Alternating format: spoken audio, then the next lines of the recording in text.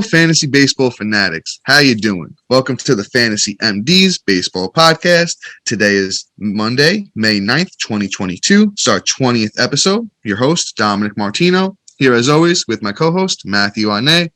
Matt, ready in week 5, month in the books. Week 4 is done. How you feeling so far, my brother? I mean, I took my first L's this week in a couple leagues, but I think I'm bouncing back. I'm going to try and bounce back here. How about you? I'm taking my 4th L.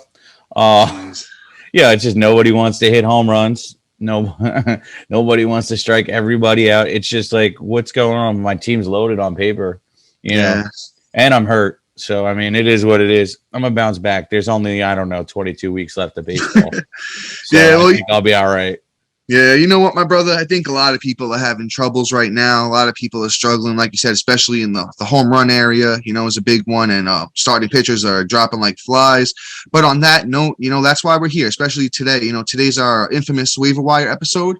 And especially in this one, we got a lot of big time prospects coming up. We got a lot of good arms. We got a couple good bats to speak of. So, guys, stay tuned for that. But as always here, we're going to start with our finger on the pulse. And we got a really good one for you today, man. We're going to talk Zack Gallen of the Arizona Diamondbacks, starting pitcher. And, man, does he look good so far to start the year. So far, Zack Gallen has 5 starts, an 0.95 ERA across 28.1 innings. He's got 26 strikeouts, only 4 walks, hasn't given up a home run, only 3 earned runs, and a 0.70 whip. So, boy, oh boy, does Zack Gallen look good so far this year. My thoughts are the kid had a great 2019 and 2020. Across those 2 years combined, Zack Gallen had 27 starts, a 2.78 ERA. It's 152 innings, 178 strikeouts, and a 1.17 whip. So now, as a lot of people know, or if you don't know, he got injured going into 2021, or I believe at the start of the year he got injured in 2021. He didn't look the same when he came back from the injury. Was struggling, trying to figure things out. Had a healthy offseason though, and man, he looks great. So I think we see, like I just mentioned, the 2019 and 2020 combined stats. I believe it was like a 2.78 ERA, big strikeouts and a low whip. I believe that's what Zack Gallen bounces back to. Matt, how about yourself? What are your thoughts here on Zack Gallen? I mean, I'm glad he's finally doing it. I'll tell you that much. Yes, sir. He's been one of those guys that's been injury plagued throughout his whole beginning of his career. And, I'm still holding out for him. I think that this may be the poise for a breakout here. And, I'm going to say is finally. And if you own him, be happy and do not sell because it's only going to get better from here. And if you don't have him, try and trade for him, but you're going to pay a lot of money for him. But he may be worth it in dynasty leagues. Even redraft the way he's pitching out of his mind. Yeah, I'll say this with Zack Gallen. Like I said, he was a high-end prospect, and he's finally, like Matt said, doing what he was supposed to do, what he was promised to do. And I think there's a chance here that, he's 26 years old, still fairly young, but the Arizona Diamondbacks might be looking to move him. So if he gets moved to a good team, man, the sky's the limit. I see him as like a top 25, 30 pitcher right now. And if people are selling on him, maybe we wait till he has a bad start and then you try and buy, because right now the price is probably absolutely outrageous. Don't think anybody should be trying to sell on him. But if you see people trying to do that, maybe throw feelers out there and see what happens. So from finger on the pulse, we're going to keep it pushing here to news and notes. First one is let's talk about Lance McCullers. It looks like he's going to pitch off of a mound soon, so that's good news here. Lance McCullers has been pretty good in his career, but he's always been banged up.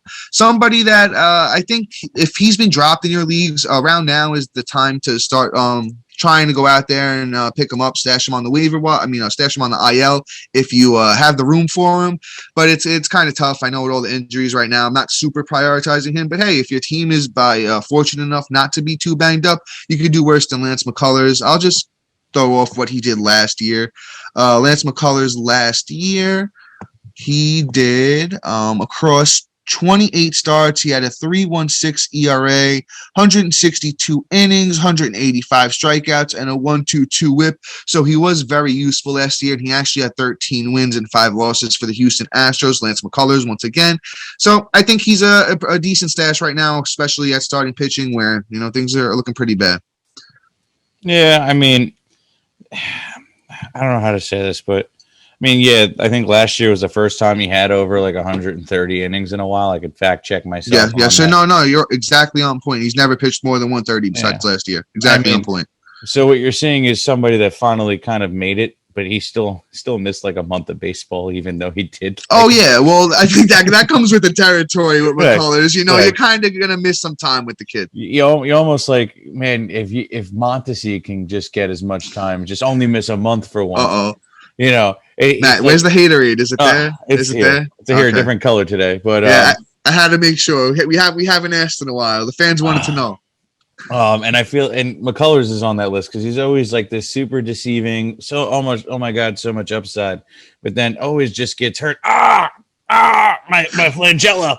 Like it's just like, there goes my fanny hopes again. So like, personally, I don't know if he's going to pick up where he left off. I don't know if he's going to end up with, $1,800 million in hospital bills this year.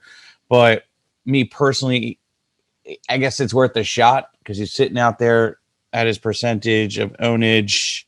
Yeah, you beat me to the punch. That's where I was going to go next. So more than half the leagues have him. But, to be honest, it's worth the stash. You could add him right to your IL spot right now if you're on Yahoo. So that's a beneficial if your league allows you to do so. Other than that, I really wouldn't drop anybody for him because, again, I don't see him being really worth it because, again, there could be a setback. There could be just, and then it's over. Yeah, so once again, he's probably not going to be back until around the All-Star break, but we'll keep it pushing here. So actually, here's some better news. It looks like Carlos Correa's finger is not fractured, which is actually good. Carlos Correa. There you go. You said it right that time. Did that came off the wrong way there? All right, so Carlos Correa, his finger is not fractured. It looks like it was just bruised and a little banged up, got hit by the pitch on that one. That's great news for Carlos Correa owners, but it looks like he's going to probably miss the next 2 or 3 games, still feeling a little sore. So don't go out there and drop him or get banged up on a trade for him. I would go out there and still hold. He was hot before the injury there. Not sure how that's going to outlook for some of the other players on the team, but he should be back sooner than later. We'll keep it pushing. Update on Chris Sale, not looking too good apparently. Apparently he is behind schedule there. I'm going to get you the exact news there on Chris Sale in a second because he had a setback the other day. Looks like he's not going to be back for a while. That's pretty much the note on him there for Chris Sale. So just keep that in mind going forward. We'll keep it pushing here with the news and notes. Matt, unless you have any thoughts on Chris Sale, anything you want to say there about Sale? If you haven't already, drop him. That'd be the only thing I got to say. Yeah, some of that outlooks on like a guy like McCullers and guys that are getting things done. It's like the next guy we're about to talk about here, Jack Flaherty. Guys definitely that I have over Chris Sale right now. So Jack Flaherty takes a significant step in his recovery. He's throwing a bullpen Saturday. He's going to be able to throw all of his pitches. First bullpen since being shut down in March. It's great to see that he's going to be throwing his breaking stuff as well. It's a great sign. Not really any news on when he's going to be able to start a rehab assignment or anything like that, but it's just great to see that he's throwing these bullpens and he's going to start throwing all of his stuff. So maybe around the All-Star break, I would guess. That's my guess there. But Jack Flaherty, a very high-end pitcher. I'm probably prioritizing him on my IL over a lot of the other guys that are out there at the moment. Yeah, because he has already thrown. What's great is he's already been throwing batting practices. So that means he's at least getting his fastball out there. And now that he's moving over to bullpen sessions, that's usually the step right before the rehab game. So I don't know how many they make him throw or how often they're going to let him throw. But if he progresses, it can either be as long as Dom said, the All-Star break, or it could be as soon as next month. They haven't put a timetable on it yet.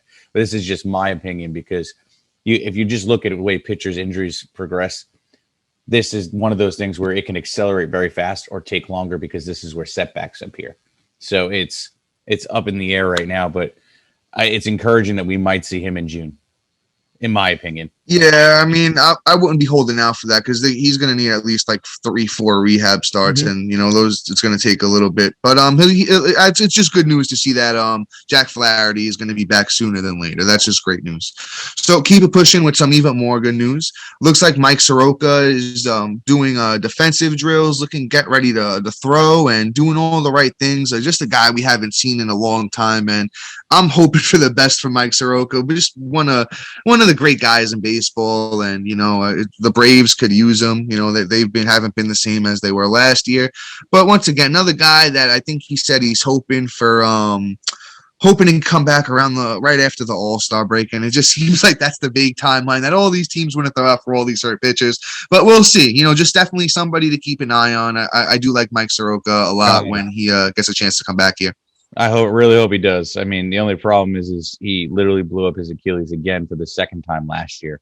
It's his planting foot, which is the problem. So bearing no setbacks, probably after All-Star break or even later into the season, more like August is where I'm assuming, mid to late August, is just because I think they're going to want to be a little bit more conservative with him due to the fact that he is essentially their ace. Everybody's probably forgot about him, but the kid's got a wild stuff. And to be honest, he could be, a top 10 arm, no question, if he's really healthy. Yeah. I agree that he has very high upside when healthy, but would like to see him to get back on that mound first. All right, so to keep it pushing here, it seems like there's a lot of encouraging news here today, which we all love to hear as baseball fans, fantasy baseball fans. Looks like Andrew Heaney of the Los Angeles Dodgers looks like he's gonna start throwing this week, playing catch and doing all that fun stuff. So he's building back up to get back out here sooner than later. He shouldn't be too far off because he was somebody that was only shut down a couple of weeks ago. If everything progresses well, I'm assuming we're going to see him back here in the next 3 weeks, I'd say maybe a month. So he is somebody who was off to a really hot start. I do like him as a stash, just maybe not over some of these guys that like Flaherty, but I do like him over like maybe a Soroka and Lance McCullers though. So, somebody that is a pretty decent stash at the moment, especially since, it looks like Los Angeles Dodgers might have fixed something there for Andrew Heaney. But Matt, any thoughts there on Heaney? Nope, let's keep it going. Paddock elbow inflammation, not a good sign. Haven't heard more on it, but definitely you never want to hear elbow when it comes to pitcher. And yeah, he's a drop for me at the moment. Took the words right out of my mouth. That was going to be my next thing. He's not worth the stash. He was looking good, but he blew up my ERA last week. So peace out. Yeah, and that was against, I believe, Oakland as well. So that wasn't really too encouraging. And like you said, elbow inflammation is not never something you want to hear about a starting pitcher. Right. So I'd say cut Chris Paddock. Keep it moving though. This one's a little bit encouraging. Somebody who Matt and I were both high on coming into the year. Casey Mize is going to make his first rehab start, AAA Toledo on Thursday. So he hasn't been around since pretty much the beginning of the season. So it's going to be awesome to see if Mr. Mize can come back out and finally impress us all after that big spring training. Going to be interesting. Matt, I know you were a big Mize guy, so any thoughts here on him? I didn't realize he was getting his rehab start. That's really exciting. Yes, sir. I'm pretty pumped about that. Yeah, man. Yeah, would love to see this kid get healthy and get his shot to be as good as he was promised. Once again, go check his spring training stats. He really looked like he was about to break out. And I'm gonna go out on a limb and say that injury might have been bothering him in those first couple of starts because he did not look right to me, especially after the big spring training. So he's somebody I definitely want to keep my eye on, see how things progress with him. Maybe once again, not as high end as some of these other guys, but it looks like he's going to be back sooner than some of the others. So if he's been dropped or if he's been, somebody's just low on him and just looking to get rid of him for nothing, I'd say throw some feelers out there and, keep him on the watch list for now. Maybe we'll wait and see how that first start looks and then go from there with Casey Mize. To keep it pushing here, Matt, another one, you might need to get a big sip of that haterade there because it looks like Byron Buxton is hurt again. my boy Andrew. we need I want the Looney Tunes one for him. Yeah, it's going to be a circus this whole time. Yeah. So it's a very low level hip strain for Byron Buxton, but you never want to hear that because you need those hips when you're swinging the bat, and who knows what's going to happen here. He was hot there too for a while, so that's kind of what comes with the territory with Byron Buxton. Unlike Mondesi, Byron Buxton will play a bunch of games and be very good for those games, but man, if he always misses like 60, 70 games every year, it's just really disappointing. But another guy who just has all the talent in the world. If he played a full season, I'm sure he'd be a top 15 player, but once again, looks like he's a little bit banged up. They're saying that he's not going to hit the IL, but you never know. I just keep my eyes open on that one. So we'll keep it pushing. Zach Wheeler hits the COVID IL. I don't know if he's really got COVID. They didn't actually come out and say if he did or he didn't, but Zach Wheeler on the COVID IL, just adjust accordingly. Yohan Moncada of the Chicago White Sox was activated today, Monday. He played great in his minor league rehab assignment. I would go out there, see if he was dropped in any of my leagues. You could totally do worse at third base right now than Yohan Moncada. Keep it pushing. Adam Wainwright actually did test positive for COVID. They actually announced that he has COVID, so he's going to have to test clean twice before he comes back. Once again, adjust accordingly. J.P. Crawford's day-to-day of the Seattle Mariners, who's actually been off to a very hot start. He's back spasms day to day. He should be back sooner than later, looks like. Chris Bryant, who did hit the IL last week, is scheduled to get a cortisone shot and should be back sooner than later, it looks like. He just needs to get out there. Maybe they throw him a couple games in minor league. I could see him being back by next 2 weeks. He's actually a guy I'm going to go out on a limb and say, he was off to a decent start, but didn't really get it going yet. So maybe he's somebody I go out there at the moment and I say, hey, what are you asking for on Chris Bryant right now? Because he's in Coors. They're playing pretty well. CJ Cron's off to a hot start. Brendan Rodgers is picking it up. It really just looks like, he's going to just go out there and hopefully start clicking when he gets, on the field. Matt, I don't know. What do you think about Chris Bryant? You think people should go out there right now and start looking to trade for him? I mean, it's definitely a buy low candidate, but the only issue is I don't know what owner is going to sell on him because they've held him for so long. Yeah. But true. I mean, you could go out there and offer somebody that's been hot right now. I guess a name that comes to mind. Let me think real quick. I think I have one of those people on my team. Yeah, go ahead. Go ahead. Well, I'll say this. As a Chris Bryant owner, I have him in a redraft league and I have him in Dynasty. So right now in Dynasty, I'm probably really not looking to move him, maybe for a couple young, good prospects if I could, people that are going to help me in the future. Chris Bryant is getting a little bit older here.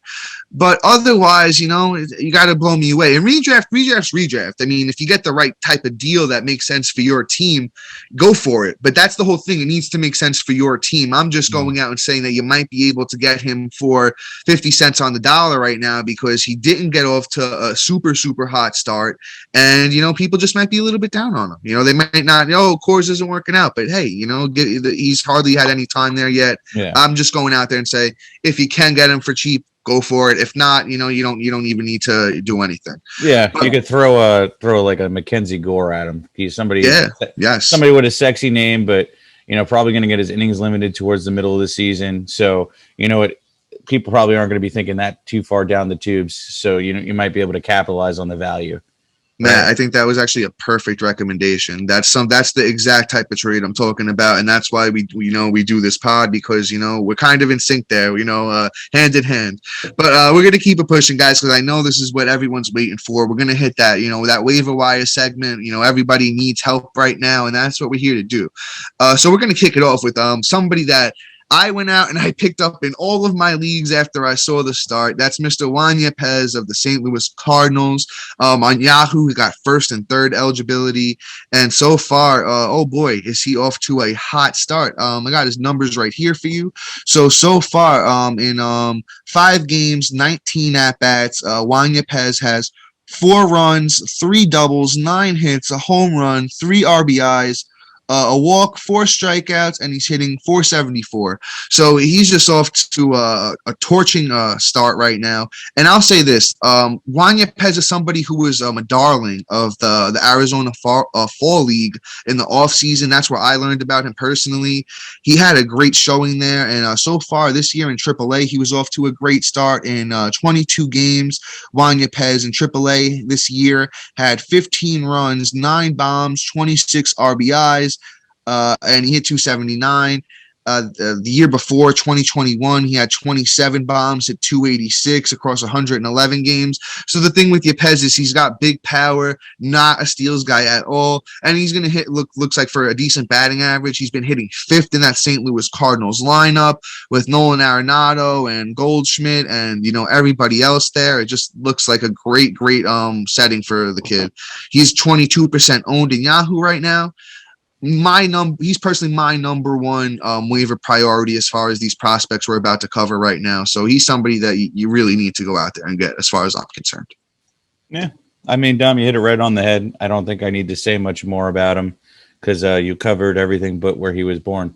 So, yeah, fair enough, bro. Take the next one, my brother. You can go ahead. I know the next one's your boy.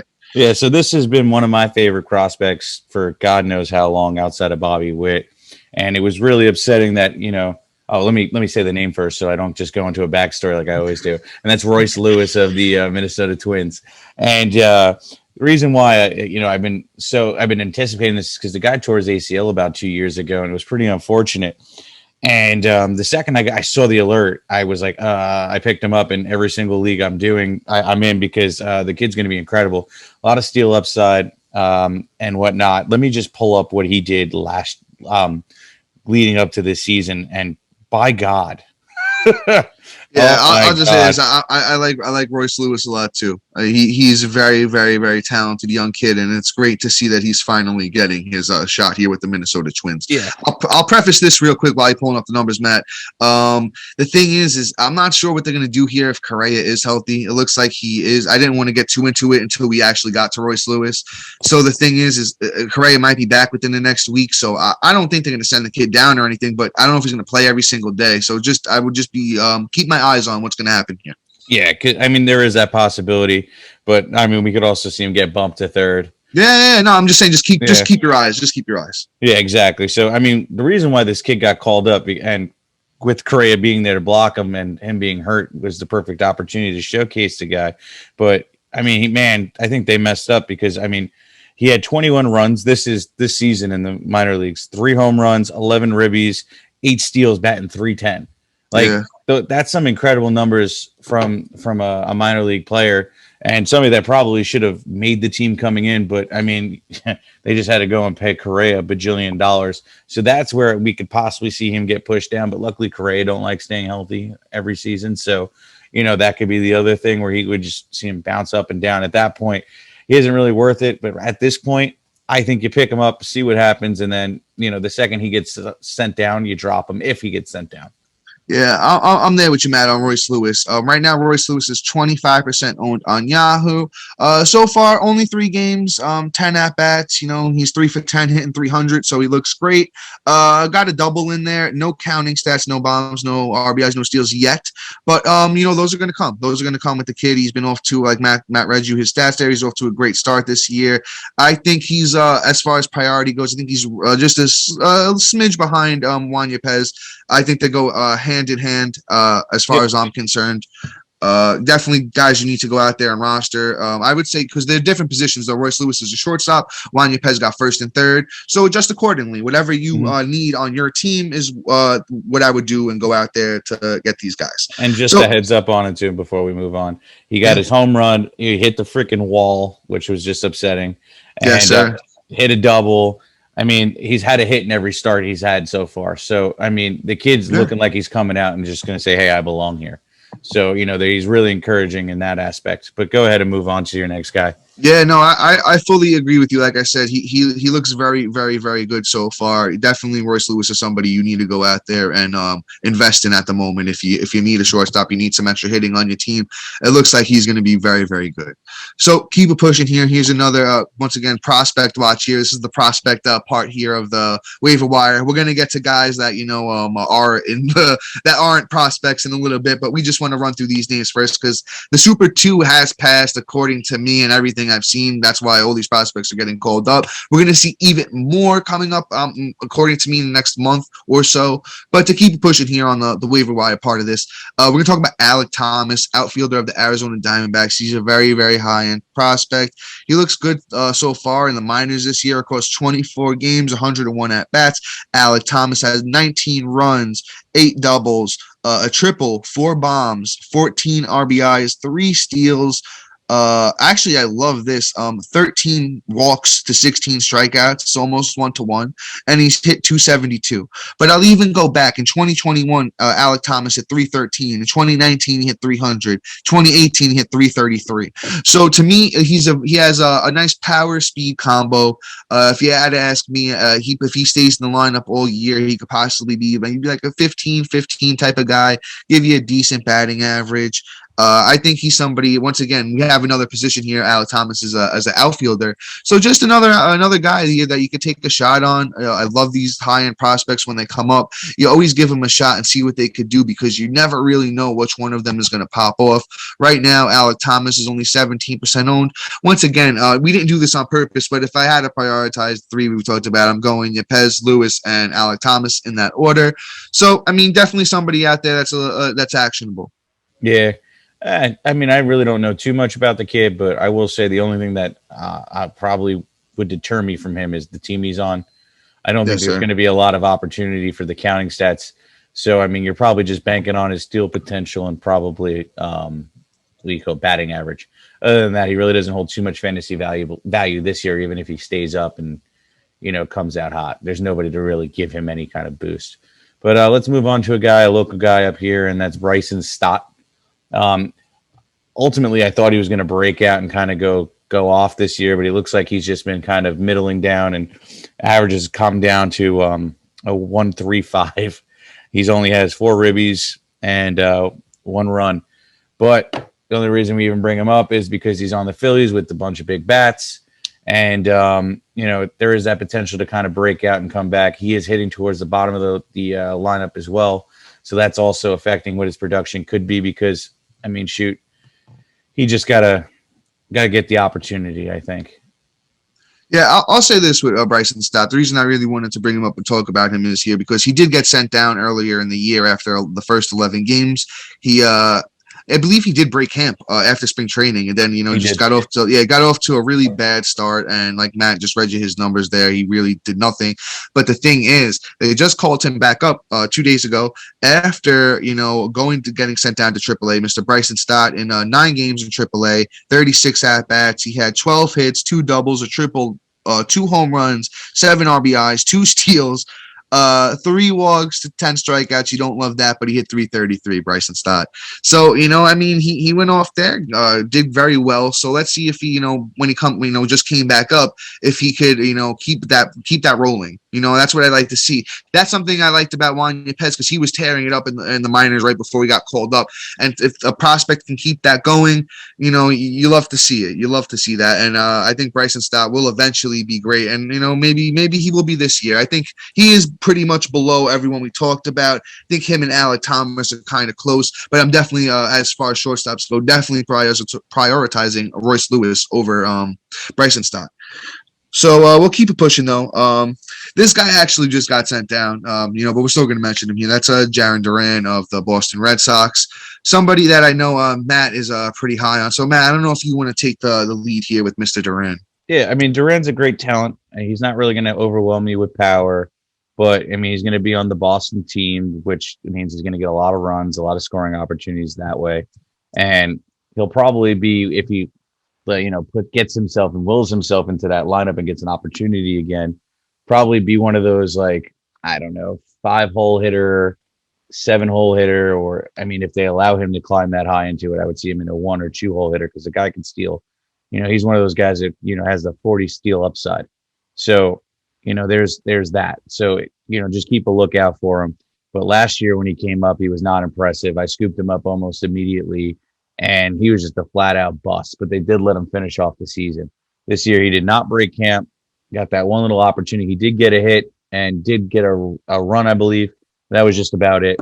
So we'll see. It's encouraging that he even got it because I think he got one hit last year out of like 70 plate appearances. It's pretty horrendous. I'm gonna fact check that, but last year, he had 23 hits, but it was across 107 at bats, and he only had 215. So I want to backtrack a quick second for 1 second here. I do want to say that Bryson Stott's only 3% owned on Yahoo. So guys, that's somebody if you're in a deeper league, he's out there. He's out there. So with Duran, he's not really in almost any league besides Dynasty, and he's definitely owned in those leagues right now. So there's not really any actionable things. We just wanted to talk about him because, as Matt said, he did get called up the other day, and got a little hit there, but he was tearing it up in AAA, man. In AAA, Jaron Duran. In 16 games, he had 62 at-bats. He had 15 runs, 23 hits, 4 doubles, 2 triples, 2 home runs, 11 RBIs, 8 steals. He only got caught stealing once. He had 9 walks to 13 strikeouts, which is good, and he was hitting 371. So, Jaron Duran is showing that he can tear it up in the minors. We just want to eventually see if it can translate into, the production in the majors, because he's on the Boston Red Sox team. I know they're not really performing up to par right now, but that lineup is very, very good. So he's somebody, if we see him get that call, again later on in the year, and you need steals, he's somebody you got to go out there and pick up. I'm going to give you his ownership percentage. It's 13% owned on Yahoo at the moment. So, like I said, don't go out there and grab him right now, but you do go out there and you put him on your watch list and you say, hey, let me see what's going to happen here with this kid. So, Matt, any other thoughts on your boy before we move on, Mr. Duran? Yeah, I think we'll move on to Nick Lodolo. Yeah, take that one. That's you, brother. I know that's one of your boys, too. Yeah, Lodolo kind of had a rough beginning to the season, and also, too, just a little news note. So he was supposed to come back this weekend and they shut him down. So there's a little bit of a setback there, unfortunately, but we don't know how long he's going to be. But let me just read off what he did so far. So he had pretty much like 3 starts. He had 1 win, 19 Ks, and a 5.52 ERA with a 1.57 WHIP.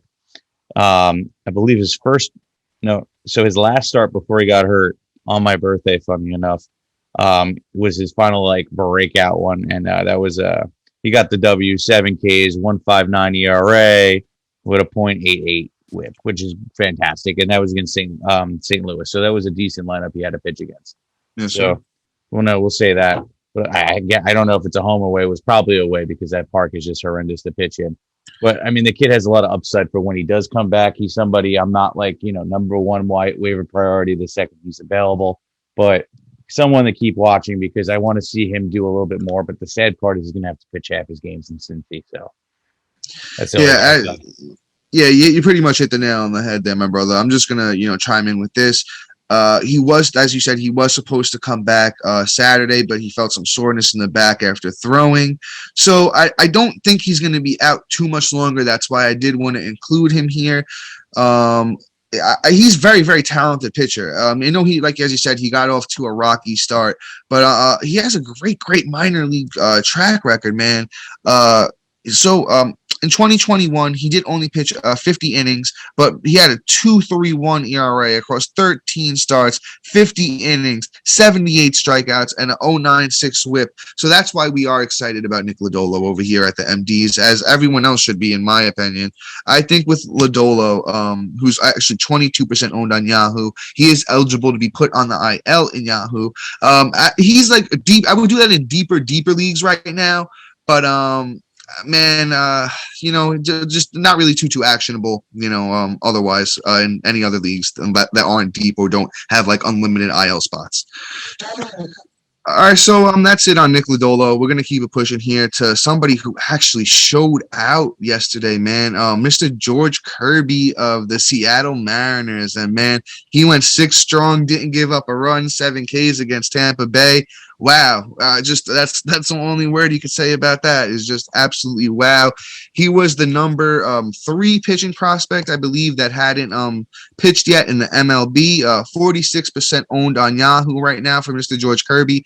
Go out there, pause the podcast, pick him up. Probably number 1 priority right there with Yepez and Lewis as far as the prospects go. If you need the arm, man, I think this kid is really gonna be the real deal. Has a great track record in the minors. So far this year for George Kirby in AA, he had 5 starts, a 1.82 ERA, 24 innings, 32 Ks, only 5 walks. That's fantastic, and a 0.89 WHIP. So just everything you want to see. He has a great track record, as I said, in 2021 and 2019. Only 24 years old for George Kirby of the Seattle Mariners. Like I said, pause the podcast, go pick him up. Amen to that.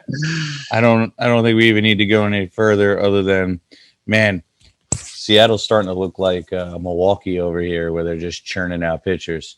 Yeah, your boy, Mr. Gilly Logan Gilbert. Looks like an all-star. All-star. Yeah. Amen to that. But I guess right from here, since I'm going to opt out on talking about the boy, we'll roll into the waivers real quick. And yes, sir. We'll start off with our first bat here, and that'd be Rowdy Tellez. You nailed that one, bro. I know. I'm actually impressed right there. You nailed that. JP's going to be happy. It's one of those things. I mean, again, speaking of the Brewers here, he's actually been pretty good. Last week, he actually had a great week. So he had 3 runs, 3 bombs, 12 ribbies, and was batting .321. So, I mean, that's really that's a nice week. That's like a category winner right there with 12 ribbies. Yes, sir. So, I mean, I don't know if this is a long-term solution, but this is one of those ride the wave and see what happens type deal.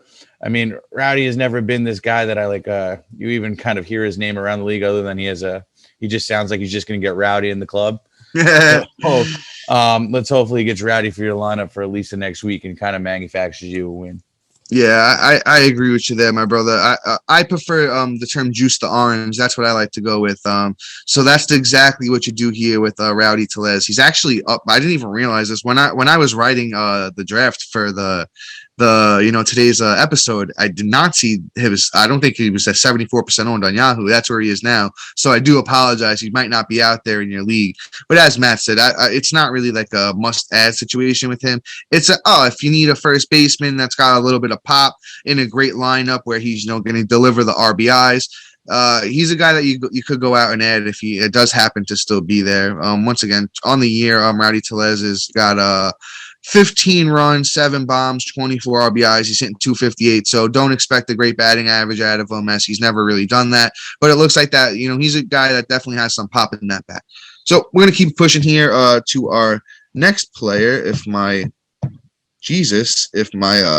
notes want to work with me here. I got you. We're going to talk about Jesus Aguilar. Got him. Jesus Aguilar here of the Miami Marlins. Everyone should be familiar with that name if you've been playing fantasy baseball for a few years. Actually, former Milwaukee Brewer, Jesus Aguilar. Man, he had a great run last year where I remember he was just doing it in the RBI department. Yeah, last year, Jesus Aguilar finished with 93 RBIs, 22 bombs, hit .261, 49 runs, so he's not that fast in 131 games. So you can expect very similar production here this year. Bombs are going to be there, RBIs are going to be there, especially with Jazz and Jesus Sanchez hitting in front of him. And he's a good average guy, very very sneaky good average guy. Every year in his career except 2019, he's hit for plus average. Somebody that I'm actually pretty interested in going out there and getting. So I'd probably even prioritize him over Rowdy Tellez in my opinion.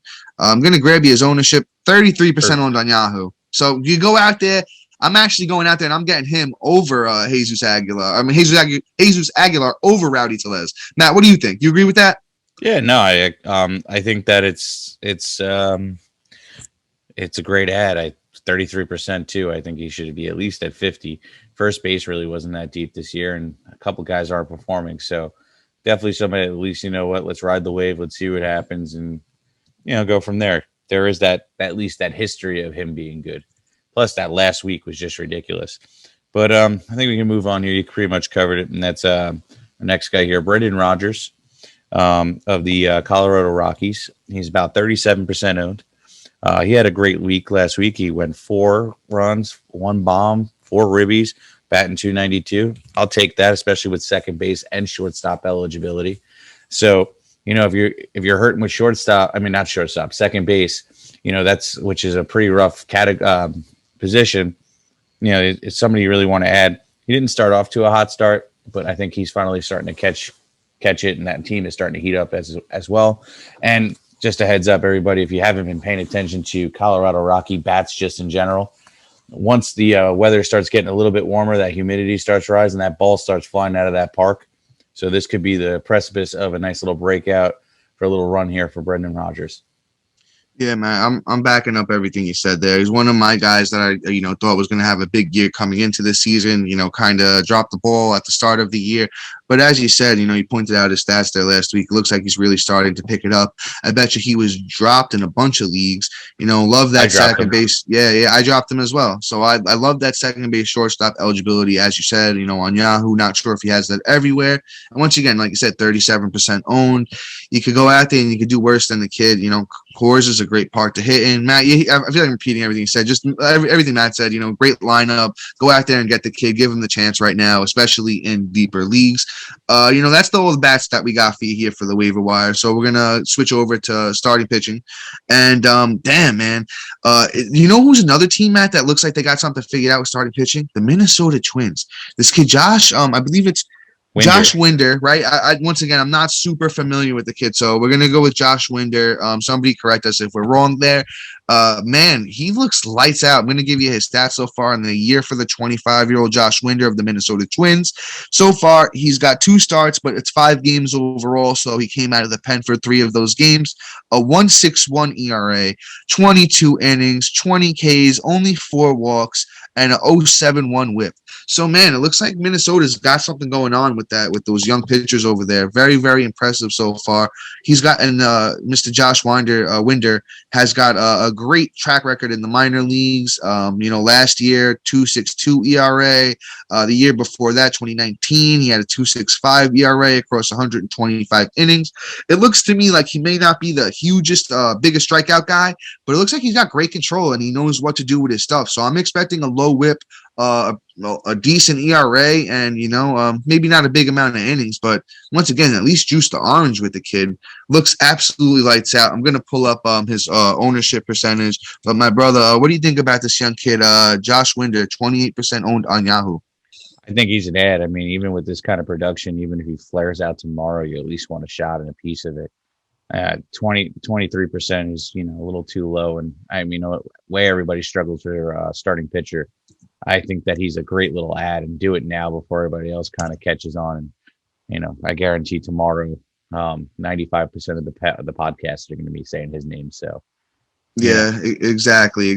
He's definitely somebody that you want to go out there and get while you still have the shot at him, man. Because like I said, that ownership percentage is still fairly low. And out of all the guys, the other pitchers we're going to talk about, he's my number one out of these 3. Matt, how about this? This is actually a great one. Him or George Kirby. We were talking about George Kirby earlier, and he looks absolutely great. Yeah, Kirby. So, guys, yeah, I'm gonna back that one too. So, out of all of the pitchers that we've talked about today, it looks like we're gonna go Kirby 1, Mr. Josh Winder here, number 2. Another guy, we're gonna keep it pushing here. Drew Rasmussen of the Tampa Bay Rays. Say it. I'm not 100% sure, but that's how I've heard it. It's either Rasmussen. I'm not exactly sure how it's pronounced, but it's something along the lines. Let's just call him Ras. See, good old Ras. Yeah, Mr. Ras.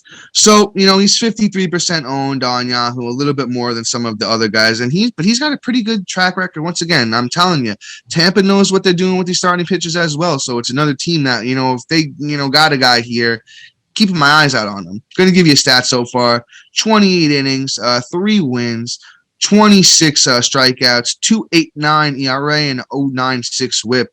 So he looks absolutely lights out so far. I pitched good last year for Tampa Bay. So he's somebody that, if you need a starting pitcher, you go out there and you give him the shot.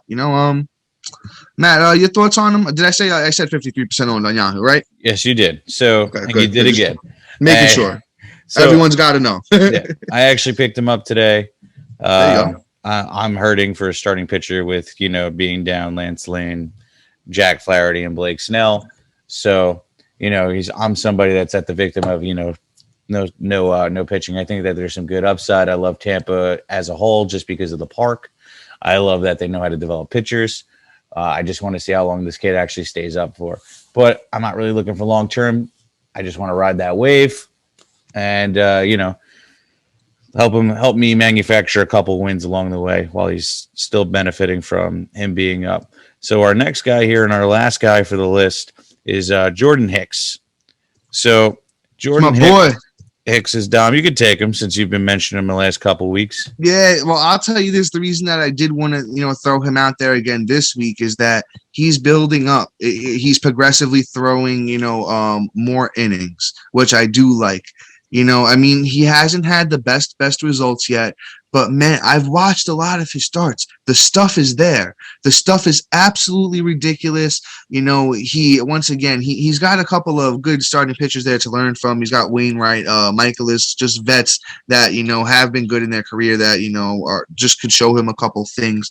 And I just think there's a lot of promise. I think he's going to be a pretty good strikeout guy.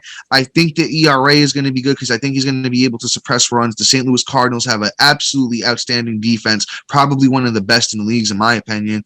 And he just looks all right so far. I'll read you his stats so far in the year as a whole. That's Jordan Hicks once again, St. Louis Cardinals. 4 starts, 6 games overall. So he came out of the bullpen for 2 games. A 3.78 ERA, 16.2 innings, 18 strikeouts, and a 1.20 whip. So not bad numbers so far for a guy who's getting stretched out, hasn't pitched 5 innings yet. But you know who he's got this week, Matt? He's got those Baltimore Orioles. So 13% owned on Yahoo here for Jordan Hicks. Away. Home at St. Louis. Okay, that's fine. Then he's a good start. So yeah, no, I do like that, but don't forget they did move the wall back in Camden Yards, so it's not as comfy for hitters as it used to be.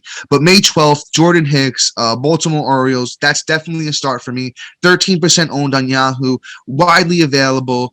Go out there and get him in those deep leagues. I think he gives you 5 innings, gets his first win. I think he strikes out at least 6. So that's just my little prediction here for Mr. Jordan Hicks. I like the upset. I like the start too. So maybe a nice little quick start, but yeah, juice to orange. I don't know if he's going to see the 5 innings though, like you're expecting. So, this is kind of like a Kenta Maeda situation where they're not really letting him get too much of a leash.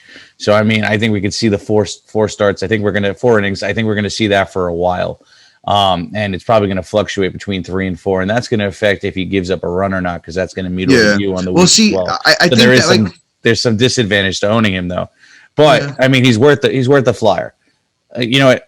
You got to roll him out this week. It's a good matchup, but ultimately, I don't think he's going to be a long-term hold for me, just because until I see him get at least 1 or possibly 2 strung together with over 4 innings in the 5s. Then it's kind of like, okay, I can give him a look. But if he's getting 4 every week, what's the point of even adding him? It's like adding a middle relief guy. Yeah, no, I totally hear that. But I'm going to go out and I'm going to say this before we wrap it up here with the podcast. The thing with Jordan Hicks that I personally do like is that they're trying to stretch him out. The Cardinals as a team have come out and said that they want him to be a starting pitcher. They want him to go 5 innings, right? So the problem so far, in my opinion, once again, I've watched a lot of his starts, is not as so much as can he do the 5 innings, as he's walking too many guys. If he can get the walks down, if he can, suppress the runs a little bit better, which on the year his numbers aren't really that bad. If he can do those things that I'm saying, I think he will be able to, especially against Baltimore. I think if he goes out there against Baltimore, he gives you 5 strong, like I said, like I'm predicting, and has a good start his next time out, you hold on to him. If he goes out there, against Baltimore and he drops the ball, you cut him and you just move on. But the thing there is there's a lot of promise with the kid. He's got great stuff. He throws 100 miles an hour. He's got filthy breaking stuff. So he definitely has the potential to be a very good starting pitcher. He's somebody even in dynasty leagues that I'm going out there and I'm adding, because if he's out there, in dynasty leagues, he could. He's a young kid. He's got a good future in front of him as far as I'm concerned. But on that note here, we're going to wrap it up for this week. The Fantasy MDs, we appreciate everything, all the love, especially everyone there on YouTube, man. We appreciate the love. It means a lot to us. We do want to go out there and say this. we'd appreciate it if you hit the subscribe button on YouTube, if you drop the comment, and then on Apple Podcasts and Spotify, a rate and review goes a really long way for us, guys. We truly appreciate it if you can go out there on Apple Podcasts or Spotify, write us a little review if you like what you hear, give us a 5-star, 5-star on there as well, and we truly appreciate it. If you do all that, you can come to us. We'll give you our full rankings, going forward for the year in Redraft Dynasty. We got, prospect rankings as well. We'll give you those. And just thanks again, guys. We truly appreciate the love so far. It really means a lot, to our young podcast. Hoping to win Rookie of the Year this year. Amen. But until next week, until Thursday, guys. See ya. Peace.